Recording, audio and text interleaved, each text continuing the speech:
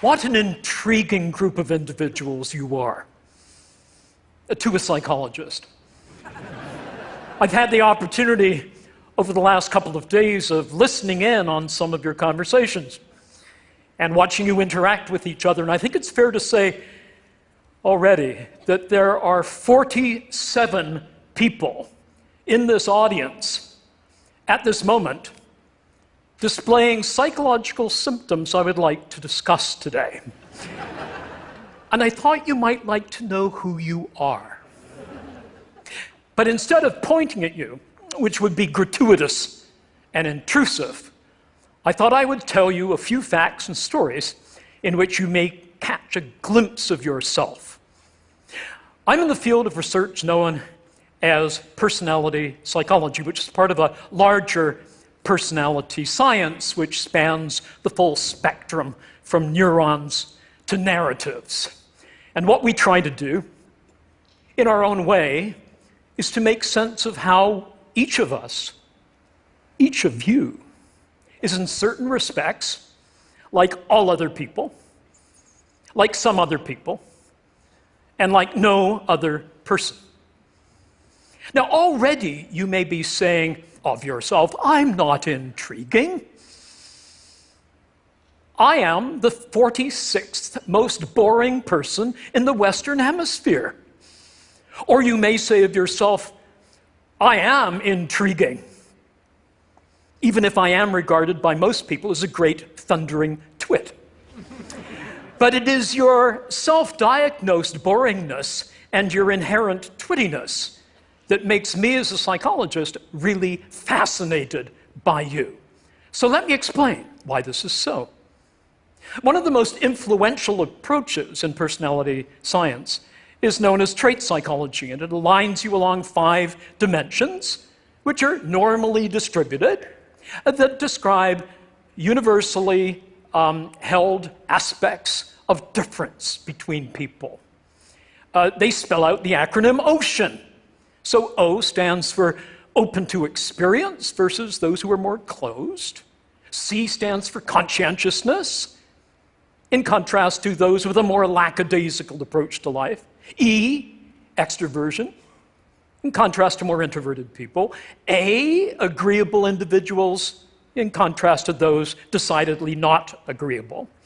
And N, neurotic individuals, in contrast to those who are more stable. All of these dimensions have implications for our well-being, for how our life goes. And so we know that, for example, openness and conscientiousness are very good predictors of life success, but the open people achieve that success through being audacious and occasionally odd. The conscientious people achieve it through sticking to deadlines, to persevering, as well as having some passion. Extroversion and agreeableness are both conducive to working well with people. Extroverts, for example, I find intriguing. With my classes, I sometimes give them a basic fact that might be revealing with respect to their personality. I tell them that it is virtually impossible for adults to lick the outside of their own elbow. Did you know that?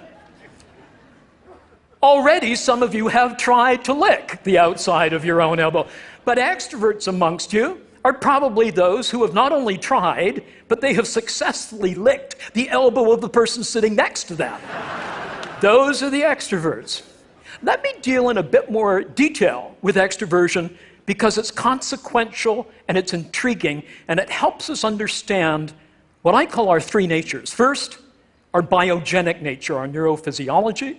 Second, our sociogenic or second nature, which has to do with the cultural and social aspects of our lives. And third, what makes you individually you, idiosyncratic, what I call your idiogenic nature. Let me explain. One of the things that characterizes extroverts is they need stimulation. And that stimulation can be achieved by finding things that are exciting. Loud noises, parties, and social events here at TED. You see the extroverts forming a magnetic core, and they all gather together, and I've seen you. The introverts are more likely to spend time in the quiet spaces up on the second floor, where they are able to reduce stimulation and may be misconstrued as being antisocial, but you're not necessarily antisocial. It may be that you simply realize that you do better when you have a chance to lower that level of stimulation. Sometimes it's an internal stimulant from your body. Caffeine, for example, works much better with extroverts than it does introverts. When extroverts come into the office at 9 o'clock in the morning and say, I really need a cup of coffee, they're not kidding. They really do. Introverts do not do as well, particularly if the tasks they're engaged in, and they've had some coffee, if those tasks are speeded and if they're quantitative, introverts may give the appearance of not being particularly quantitative, but it's a misconstrual. And so here are the consequences that are really quite intriguing. We're not always what we seem to be, and that takes me to my next point. I should say, before getting to this, something about sexual intercourse. Although I may not have time, and so if you would like me to, yes, you would? Okay. There are studies done on the frequency with which individuals engage in the conjugal act, as broken down by male, female, introvert, extrovert. So I ask you, how many times per minute? Oh, I'm sorry, that was a rat study. How many times per month do introverted men engage in the act? 3.0. Extroverted men, more or less? Yes, more. 5.5, almost twice as much. Introverted women, 3.1. Extroverted women, frankly, speaking as an introverted male, which I will explain later, they are heroic. 7.5, they not only handle all the male extroverts, they pick up a few introverts as well.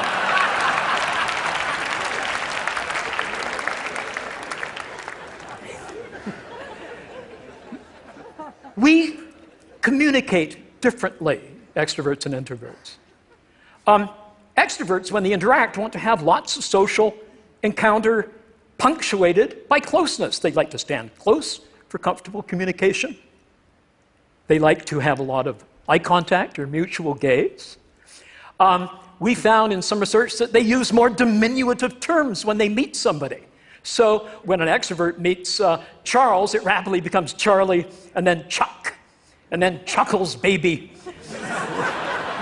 Whereas for introverts, it remains Charles until he has given a pass to be more intimate by the person he's talking to. We speak differently. Extroverts prefer black and white, concrete, simple language. Introverts prefer, and I must again tell you that I am as extreme an introvert as you could possibly imagine. We speak differently. We prefer contextually complex, contingent, weasel word sentences, more or less, as it were, not to put too fine a point upon it, like that. When we talk, we sometimes talk past each other.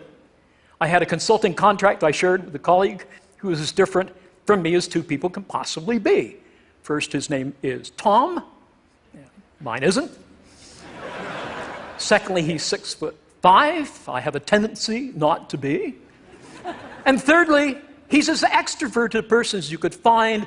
I am seriously introverted. I overload so much I can't even have a cup of coffee after 3 in the afternoon and expect to sleep in the evening. We had seconded to this project a fellow called Michael. And Michael almost brought the project to a crashing halt. So the person who seconded him asked Tom and me, "What do you make of Michael?" Well, I'll tell you what Tom said in a minute. He spoke in classic extrovertise. And here is how extroverted ears heard what I said, which is actually pretty accurate. I said, well, Michael does have a tendency at times of behaving in a way that some of us might see as perhaps more assertive than is normally called for. Tom rolled his eyes and he said, "Brian, that's what I said. He's an asshole."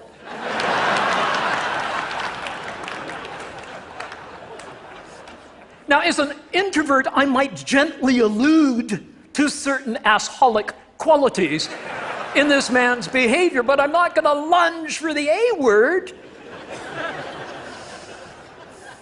But the extrovert says if he walks like one, if he talks like one, I call him one, and we go past each other. Now, is this something that we should be heedful of? Of course, it's important that we know this. Is that all we are? Are we just a bunch of traits? No, we're not. Remember, you're like some other people and like no other person. How about that idiosyncratic you? As Elizabeth or as George, you may share your extroversion or your neuroticism. But are there some distinctively Elizabethan features of your behavior or Georgian of yours that makes us understand you better than just a bunch of traits, that make us love you, not just because you're a certain type of person? I'm uncomfortable putting people in pigeonholes. I don't even think pigeons belong in pigeonholes. So what is it that makes us different?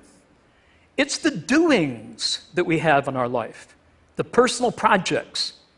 You have a personal project right now, but nobody may know it here. It relates to your kid. You've been back 3 times to the hospital and they still don't know what's wrong. Or it could be your mom. And you've been acting out of character. These are free traits.